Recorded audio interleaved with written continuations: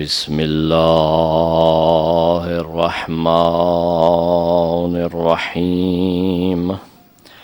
الحمد لله الذي لا يبلغ مدحته القائلون ولا يحصي نعماءه العادون ولا يؤدي حقه المجتهدون الذي لا يدركه بعد الهمم ولا يناله غوث الفتن الذي ليس لصفته حد محدود ولا نعت موجود ولا أجل ممدود فطر الخلائق بقدرته ونشر الرياح برحمته ووتد بالصخور ميادان أرضه.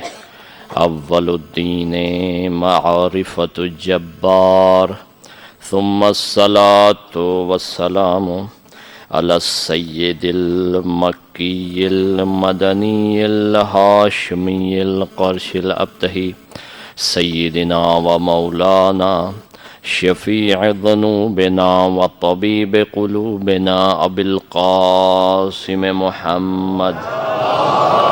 اللهم صل على محمد وآل محمد وعجل فرجهم وعلى أهل بيته الطيبين الطاهرين المعصومين المظلومين، لا سيما بقية الله الأعظم إمام زماننا هذا، روحي وأرواح العالمين لتراب مقدمه الفداء، عجل الله تعالى فرجه الشريف، ولعنة الله على أعدائهم أجمعين من يوم عداوتهم إلى يوم الدين. أما بعد، فقد قال الله تبارك وتعالى في كتابه المجيد وفي فرقانه الحميد وقوله الحق. بسم الله الرحمن الرحيم. يا أيتها النفس المطمئنة ارجعي إلى ربك راضية مرضية. صلوات.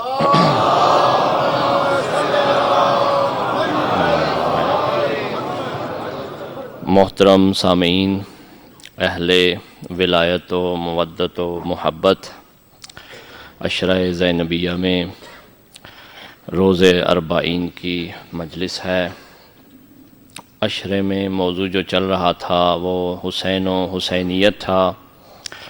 جو دوست موجود نہیں تھے ان کے لیے عرض کرتا چلوں کہ بہت سے سوالات جو کہ ہم پہ اٹھائے جاتے ہیں یا ہمارے اپنے ذہن میں آتے ہیں، ان کے جوابات میں نے پچھلی 9 گفتگوؤں میں عرض کیے۔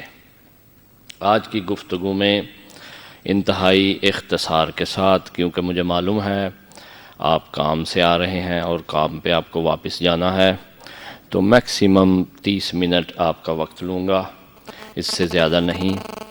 صرف 1-2 باتیں کر کے ذکر مصائب پہ آ جاؤں گا۔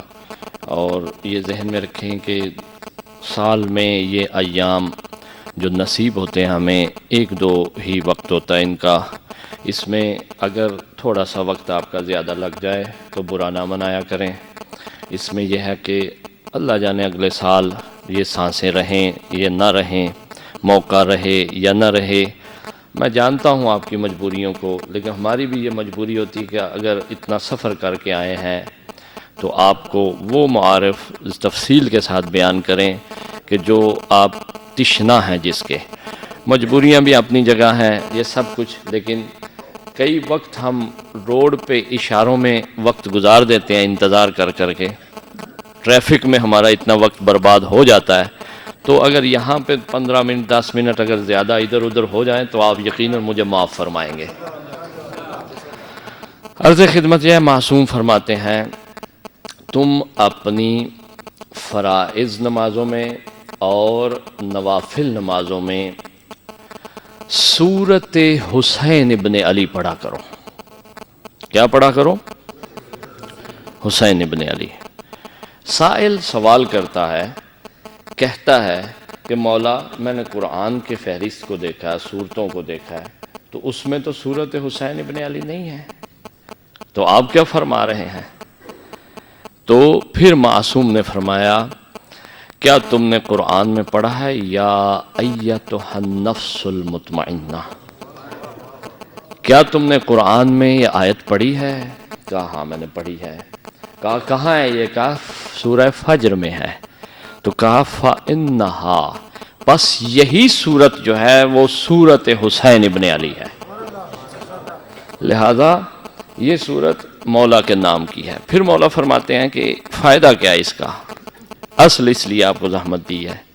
کہا فائدہ اس کا یہ ہے کہ جو اپنے فرائض اور نوافل میں یہ صورت پڑھے گا ہمارے جد کی، روز قیامت پل صراط پہ اور جنت میں ہمارے جد کے ساتھ ہوگا۔ اللہم صلی علی محمد وآل محمد وعجل فرجہ، ہمارے جد کے ساتھ محشور ہوگا، وہ حسین کے ساتھ ہوگا۔ مستحب نماز میں اگر آپ کو زبانی نہیں یاد ہے، دیکھ کے آپ پڑھ سکتے ہیں۔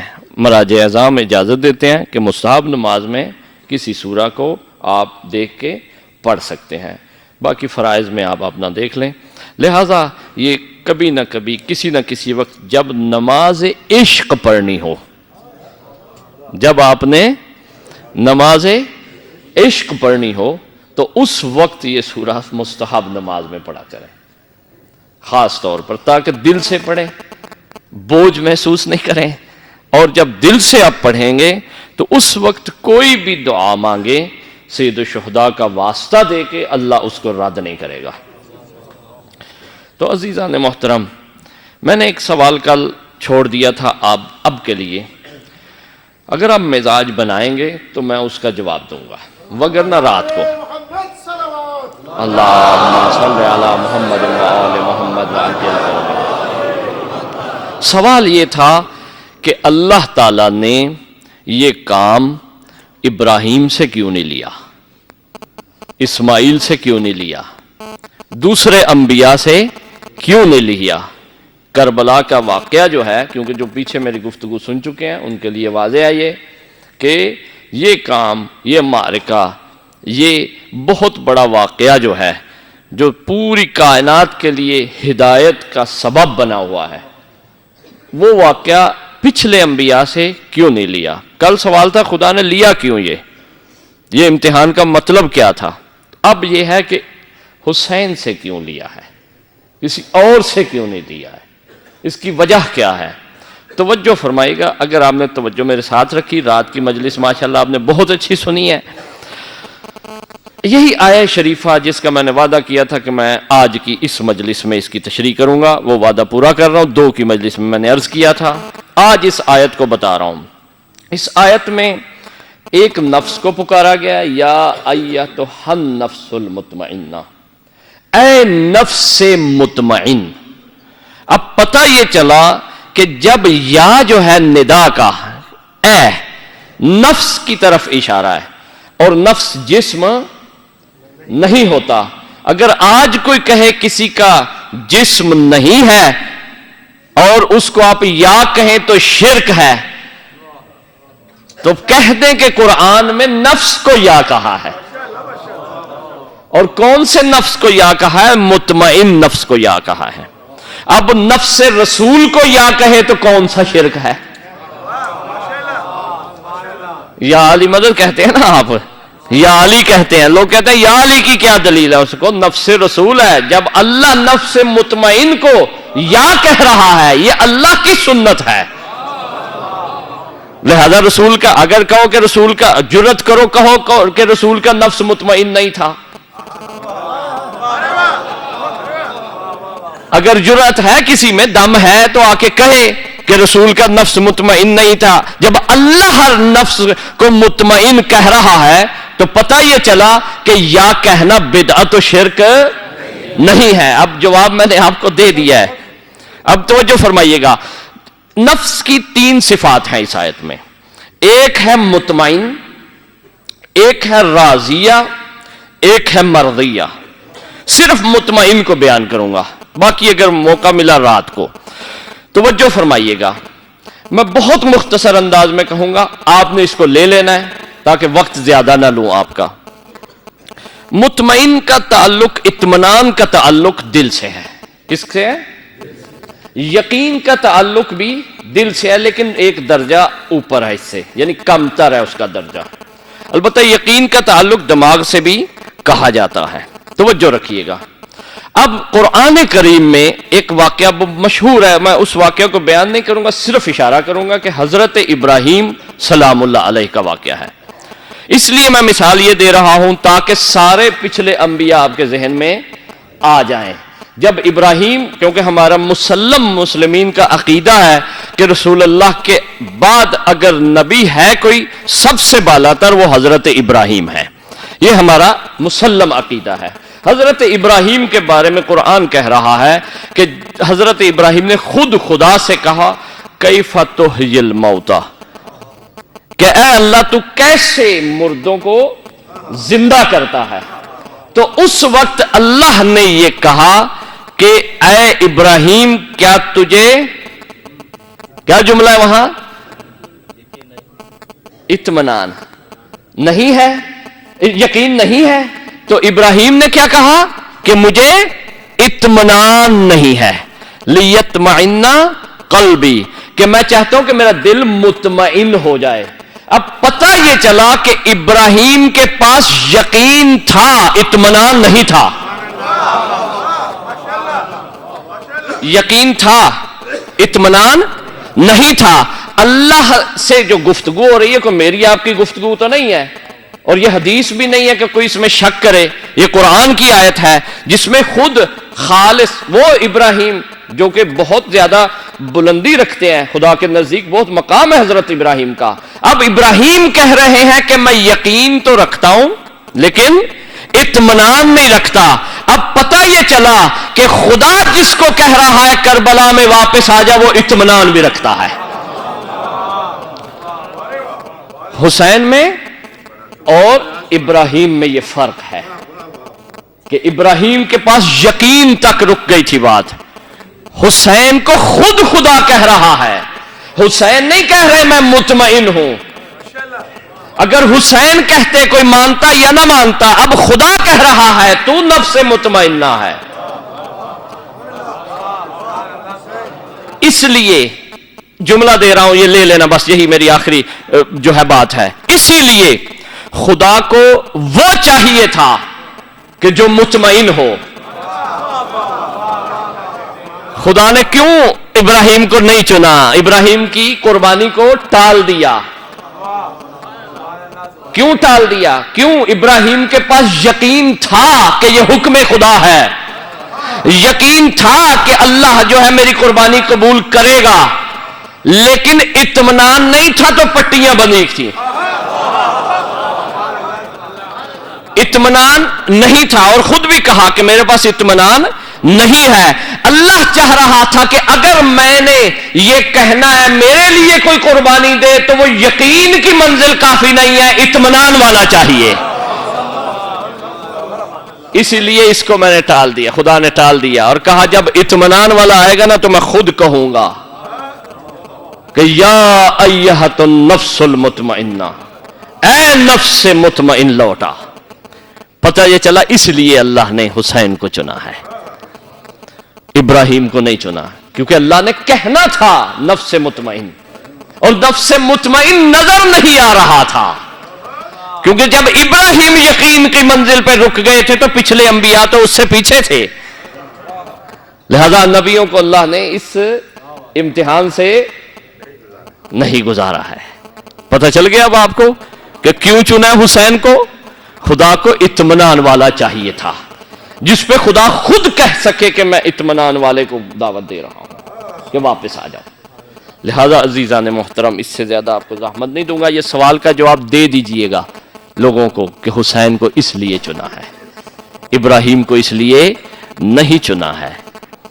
عزادارو، روز اربعین ہے، نہ کسی تمہید کی ضرورت ہے، نہ کسی لمبی بات کی ضرورت ہے، اللہ ہم سب کو کربلا لے جائے۔ آج کے دن کربلا ہمیں لے جائے خدا۔ مولا کہتے ہیں اگر مجبوریاں ہیں نا تمہاری تو تم دل چھوٹا نہ کرنا، کیونکہ مومن کا دل قبر حسین ہے، ہر وقت اس کے پاس حسین ہے۔ عزادارو، تلہ زینبیہ پہ ایک بینر لگا ہوا تھا، میں نے 2 سال پہلے اسی دن دیکھا، 40 میں تھا میں وہاں پہ، ایک بینر لگا ہوا تھا، اس کے اوپر سلام لکھا ہوا تھا، لکھا ہوا تھا السلام علیکی یا جبل الصبر۔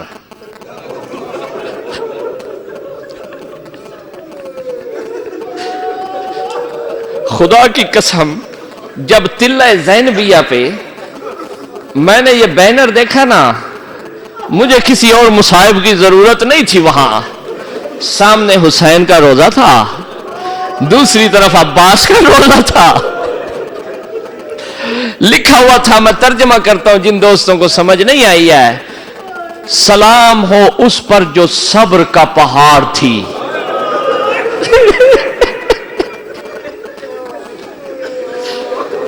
جو صبر کا پہاڑ تھی۔ لکھا کہاں ہوا ہے؟ تلہ زینبیہ پہ لکھا ہوا ہے۔ تلہ زینبیہ 70 قدم پہ ہے۔ کیوں صبر کا پہاڑ تھی؟ کیونکہ 70 قدم سے دیکھتی رہی، حسین لٹتا رہا۔ عزادارو، خالی دیکھتی نہیں رہی، پھر تھوڑی دیر کے بعد زینب کو یہ بھی دیکھنا پڑا کہ حسین کا لباس بھی لوٹ رہے ہیں، حسین کا عمامہ بھی لوٹ رہے ہیں، حسین کی انگلی کس لیے کاٹی گئی تھی؟ ایک انگوٹھی کے لیے۔ اللہ جانے کیسے برداشت کیا ہوگا زینب نے۔ مومن برداشت نہیں کرتے، کہتے ہیں سخت مصائب نہیں پڑھا کریں۔ میں مومن سے کہوں گا کہ آؤ دیکھو 4 سال کی سکینہ نے کیسے برداشت کیا تھا۔ اجرکم اللہ۔ میرا دل نہیں کہتا میں مصائب کو چھپاؤں، کیونکہ اہل بیت کے غموں کا پتہ چلے آپ کو۔ عزادارو، یہ صبر کا پہاڑ، مصیبتیں برداشت کرتی کرتی زینب ایک مرتبہ وہ زندان کاٹ گئی۔ میں نے سب چھوڑ دیا مضمون، کوفے سے بھی گزر گئی، شام کے بازاروں سے بھی گزر گئی، لیکن یاد رکھنا مشکل کشا کی بیٹی آسانی سے نہیں گزری ہے۔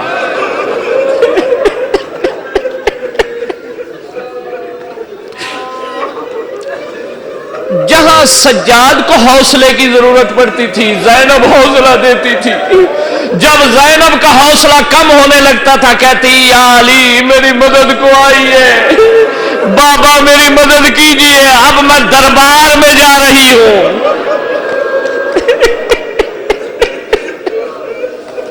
اجرکم اللہ۔ اللہ آپ کو کسی اور غم میں نہ رلائے عزادارو۔ بی بی آپ کو اجر دیں گی، شام والی آپ کو اجر دے۔ عزادارو، بڑی مشکل سے یہ وقت گزارنے کے بعد 1 سال ایک لباس میں، ہائے ہائے ہائے، کیسے پڑھوں؟ جن کے جنت سے لباس آئے، جبرائیل جن کے لیے لباس لے کے آئے، وہ 1 سال ایک لباس میں گزار دے۔ وہ بھی کون سے لباس میں گزارے؟ جو شام غریبہ جلا بھی ہوا تھا، جو جگہ جگہ سے تازیانوں کے نشانوں سے بھرا بھی ہوا تھا، جس پہ کہیں خون لگا ہوا تھا۔ کس کا خون لگا ہوا تھا؟ کبھی اپنا خون بہتا تھا زینب کا، کبھی سکینہ کے کانوں سے خون بہتا تھا۔ عزادارو، روایتیں بڑی سخت ملتی ہیں، میں سخت نہیں پڑھتا، چھوڑ دیتا ہوں، خدا کی قسم مومن کا دل برداشت نہیں کرتا۔ اتنا پڑھتا ہوں زینب کی رنگت بدل چکی تھی۔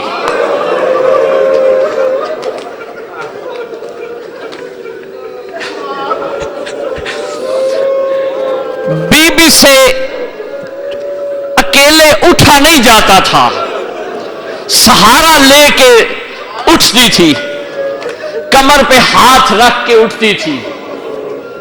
بڑا سخت وقت تھا بی بی کے لیے۔ ایک مرتبہ سپاہی آ گئے، پھر ایک دفعہ زینب کا دل کانپ گیا۔ جب زندان میں سپاہی آئے نا تو کہا سجاد شام میں کوئی دوبارہ شام ہونے والی ہے۔ سجاد نے کہا پھوپھی اماں میں دیکھتا ہوں یہ کیا کہتے ہیں۔ ظالم کہتے ہیں کہ تمہیں بلایا حاکم نے۔ میرے مولا سجاد چلتے ہیں، گئے ہیں، سامنے حاکم بیٹھا ہے، سر کو جھکایا اس نے، ملعون نے، کہتا ہے کہ سجاد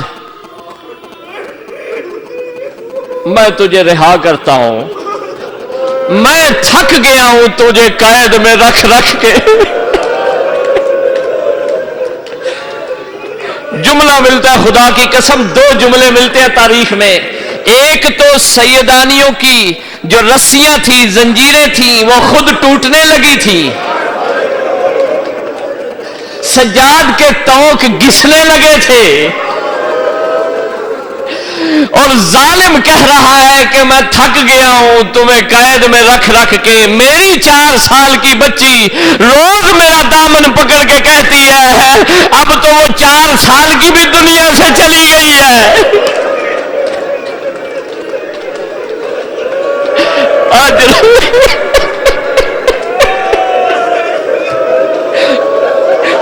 اجرکم علی اللہ، اجرکم علی اللہ، اجرکم علی اللہ، اجرکم علی اللہ۔ اللہ آپ کو کسی اور غم میں نہ، بطول آپ کے آنسو قبول کرے۔ فکر کرو، سوچو جیسے کربلا میں بیٹھے ہوئے ہو، حسین کا روضہ سامنے ہے۔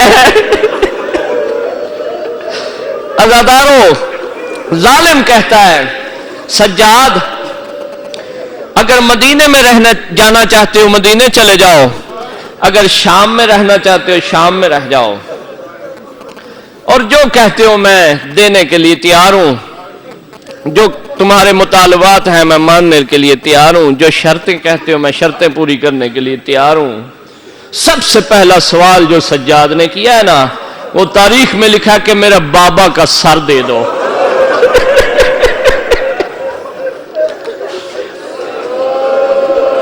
میرے بابا کا سر دے دو، یہ کہنا تھا۔ روایت ملتی ہے کہ ظالم کہتا ہے کہ بابا تیرے کا سر بھی نہیں ملے گا۔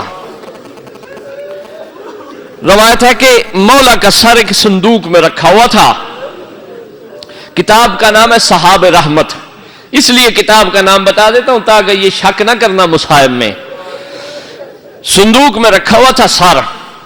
جب ظالم نے کہا نا تیرے بابا کا سر تجھے نہیں مل سکتا، سر نکلا ہے صندوق سے، نکلنے کے بعد سر نے آ کے ایک جگہ رکا ہے، سر سجاد کے سامنے، کٹی ہوئی رگیں ہیں مولا کی، تازہ خون اس میں جاری ہو رہا ہے۔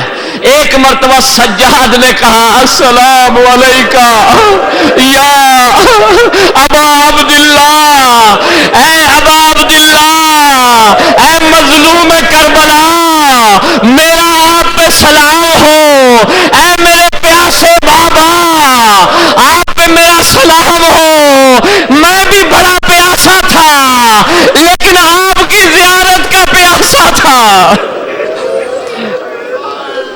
عزادارو، تھوڑا سا اور زحمت دوں گا۔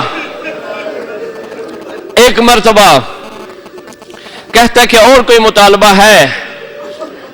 مولا فرماتے ہیں کہ شام غریبہ ہم پہ بڑا سخت وقت تھا. شام غریبہ میں جو مال لوٹا ہے نا وہ مال بھی واپس کر دو.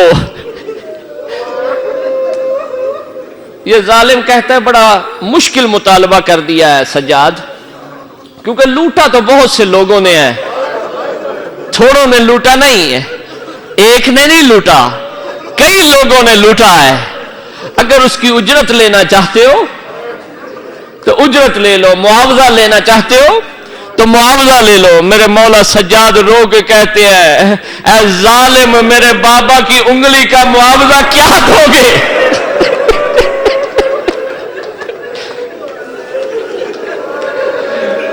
اے ظالم، اس چادر کا جو میری دادی زہرا نے اپنے ہاتھ سے سی تھی اس کا معاوضہ کیا دو گے؟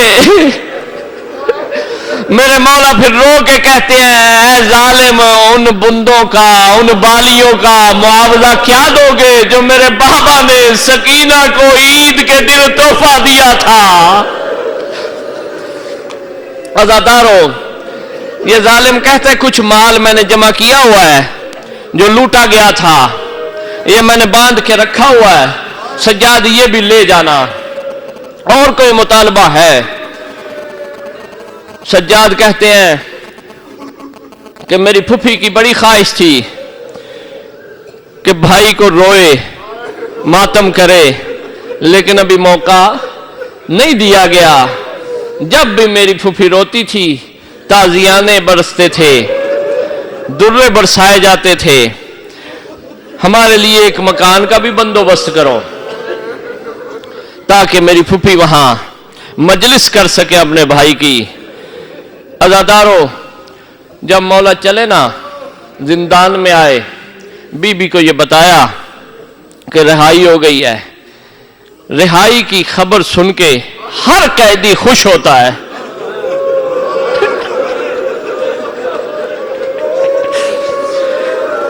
قسم خدا کی روایت لکھتی ہے کہ بیویوں کے چہرے پہ مسکراہٹ نہیں آئی ہے، بیویاں اسی زندان میں بیٹھ گئی ہیں.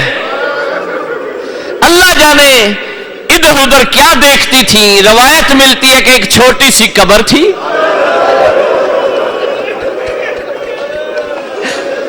حسرت سے اس کی طرف دیکھتی تھی بار بار اور گریہ کرتی تھی. اجرکم اللہ، اللہ آپ کو کسی اور غم میں نہ رلائے. عزادارو، عزادارو،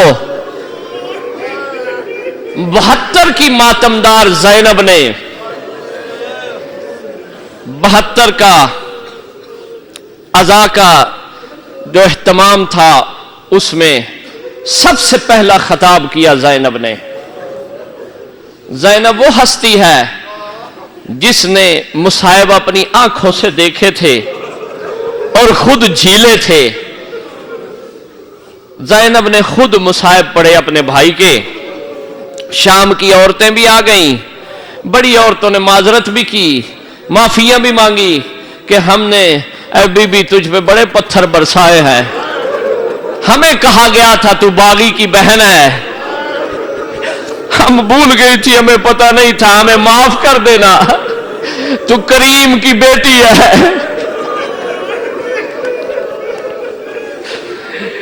عزادارو، جب زینب نے یہ مجلس عزا برپا کیا نا، روایتیں لکھتی ہیں کہ اسی دوران سروں کی آمد ہوئی اور وہ سامان جو لٹا ہوا تھا وہ واپس آیا. میں مختصر کرتا ہوں بس مصائب کو، زیادہ زحمت نہیں دوں گا. اتنا میں بتا دوں کہ جب سکینہ کے بندے آئے ہیں نا، روایت ہے کہ امام سجاد نے 2 مرتبہ اسے عبا میں رکھا ہے، اسے چھپانے کی کوشش کی ہے. مجھے نہیں پتا سجاد نے کیوں چھپایا ہے، لیکن بعض علماء لکھتے ہیں اس لیے چھپائے ہوں گے کہ کہیں رباب نہ دیکھ لے.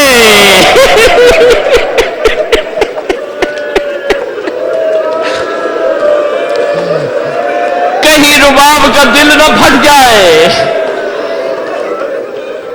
अजादारों, बड़े आराम से रवायत ये है कि मौला सज्जाद ने फातिमा कुबरा को ये बुंदे दे दिए। मैंने बुंदों के बारे में बताया नहीं है कि उनको खून लगा हुआ था, सकीना का खून लगा हुआ था। अजादारों, फिर एक छोटा सा कुर्ता आता है, जो कुर्ता मैंने उस दिन जुमे की मजलिस में पढ़ा था, कुर्ते को सुराख है यहां से और सारा खून से भीगा हुआ है, छोटा सा कुर्ता है। ये किसका कुर्ता है? ये वही कुर्ता है जो फातिमा यौम हश्र लेके आएगी। अली असगर का कुर्ता लेके आएगी बीबी, सकीना को साथ लेके आएगी। ये कहेगी कि या अल्लाह मुझे इंसाफ चाहिए। इन्होंने देखो क्या बिगाड़ा था इस उम्मत का, इस अली असगर ने क्या बिगाड़ा था, मेरी सकीना ने क्या बिगाड़ा था। अज़ादारों, एक एक तबर्रुकात आते रहे जो लुटे हुए थे। एक मर्तबा वो चादर भी ज़ैनब के पास वापस आ गई जो शामे गरीबा शिमर ने नेज़े के साथ उतारी थी। अज़ादारों, मजलिस बपा हो गई। 72 का गम मना लिया ज़ैनब ने। मनाने के बाद कहा, सज्जाद बेटा महमलों को तैयार करो।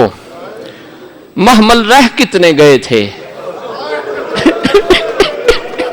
क्या पढ़ूं, मैं छोड़ देता हूं, खुदा की कसम सारे मजमून छोड़ देता हूं। जब मदीने से चले थे 53 महमल थे। अब रवायतों में मिलता है कहीं 3 मिलता है, कहीं 6 मिलता है, कहीं 5 मिलता है। कहां गई वो बीबियां, कहां गए वो बच्चे।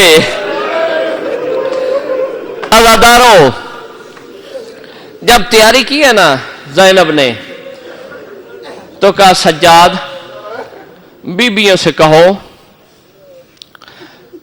एक बीबी है जिसकी कब्र छोटी है, उस पे जुल्म ज्यादा हुआ है, और मुझे हर वक्त जिंदान में शाम के वक्त सवाल करती थी, फूफी अम्मा ये परिंदे कहां जा रहे हैं।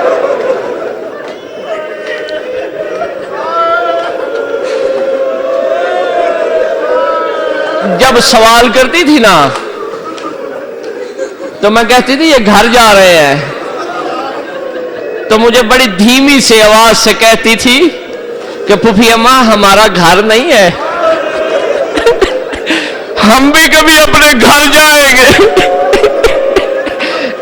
रवायत है कि बीबी आई है छोटी सी कब्र पे, ज़ैनब आलिया ने अपने आप को कब्र पे गिरा दिया, अपना दाया रुखसार रख के ना बीबी कब्र पे एक दफा आवाज दे के कहती है, ए हुसैन की अमानत तुझ पे सलाम हो, उठो सकीना मैं करबला जा रही हूं।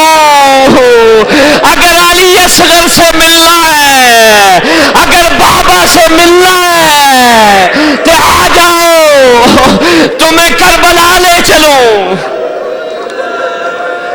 अज़ादारों, अल्लाह आपको किसी और गम में ना रोए। छोटी छोटी औलाद वालों, बस थोड़ी सी जहमत है, फिर आपकी जहमत तमाम कर रहा हूं। मुझे पता नहीं है कि रुबाब कैसे इस कब्र से उठी। इतना कहता हूं कि सारी जिंदगी रुबाब फिर धूप में बैठी रही है।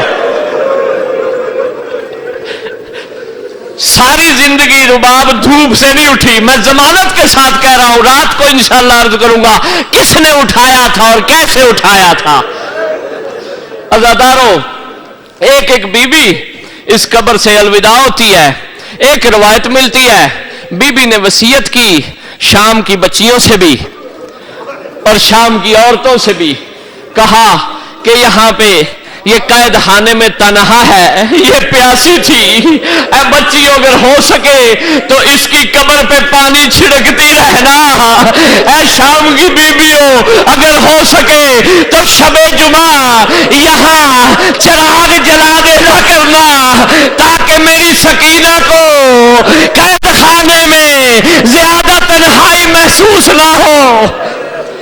اجرکم اللہ. عزادارو دو راستے جاتے تھے. بس آپ کی زحمت تمام ہے, آخری جملے ہیں, مجھے معاف کر دینا اگر سخت تھا مصائب, میری مجبوری ہے, خدا کی قسم میں دل سے پڑھتا ہوں, آپ کا میں نے بڑا وقت لے لیا, مجھے معاف کر دینا, ہاتھ جوڑتا ہوں آپ کے سامنے. عزادارو دو راستے تھے جانے کے, ایک سیدھا مدینے جاتا تھا, ایک کربلا سے ہو کے جاتا تھا. سجاد سے کہا زینب نے, بیٹا اس راستے کا انتخاب کرو جس میں میں سب سے پہلے بھائی کی قبر پہ جا کے بھائی سے کچھ باتیں تو کر لوں. عزادارو یہ کاروان چلا ہے, چلتا ہے جب تو روایت ملتی ہے اس سے پہلے کچھ بنی ہاشم کے افراد اور جابر ابن عبداللہ انصاری 40 کا دن تھا, کربلا میں پہنچے ہوئے ہیں. جابر کا غلام ہے, جابر نے فرات سے غسل کیا. جابر غلام کہتا ہے, غلام سے روایت ہے کہ ایک پاؤں جابر اٹھاتے ہیں, ایک رکھتے ہیں, اپنا جوتا اتار دیتے ہیں. غلام کہتا ہے آقا اگر زیادہ گرمی ہے تو جوتا دوبارہ پہن لو. جابر کہتا ہے غلام گرمی کی بات نہیں ہے, نہ جانے کہاں علی اصغر کا خون ہے, نہ جانے کہاں علی اکبر کا خون ہے, نہ جانے کہاں قاسم کا خون ہے, نہ جانے کہاں میرے مولا حسین کا خون ہے. میں پھونک پھونک کے قدم رکھ رہا ہوں, میں دیکھ دیکھ کے چل رہا ہوں, مجھ سے بے حرمتی نہ ہو جائے کہیں. عزادارو جابر مولا کی قبر پہ آتے ہیں.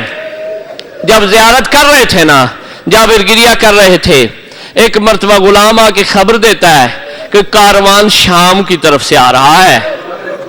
عزادارو جب جابر نے سنا, غلام سے کہا اگر یہ میرا مولا ہوا نا تو میں تجھے آزاد کر دوں گا راہ خدا میں. عزادارو اس عطیہ اوفی نام ہے اس کا, اس نے آ کے کہا کہ آقا آپ کے مولا سجاد اپنی پھوپھیوں کے ساتھ اور لٹے ہوئے قافلے کے ساتھ کربلا آ رہے ہیں, اور مولا سجاد سے میں مل کے آیا ہوں, انہوں نے حکم دیا ہے جابر سے کہو کہ قبر سے ہٹ جائے, میری پھوپھی آ رہی ہے, میری پھوپھی زینب آ رہی ہے, کلثوم آ رہی ہے. اجرکم اللہ. عزادارو بس آخری جملے ہیں, میں وہ باتیں نہیں پڑھوں گا, تاریخ میں لکھی ہوئی ہیں جو زینب نے حسین کے ساتھ کی ہیں, میں چھوڑ رہا ہوں. میں بس آخری زحمت دیتا ہوں کہ جب یہ قافلے نے زیارت کر لی نا, زیارت کرنے کے بعد تیار ہو گیا یہ قافلہ مدینے کے لیے. ایک بی بی ہے جو حسین کی قبر سے لپٹی ہوئی ہے,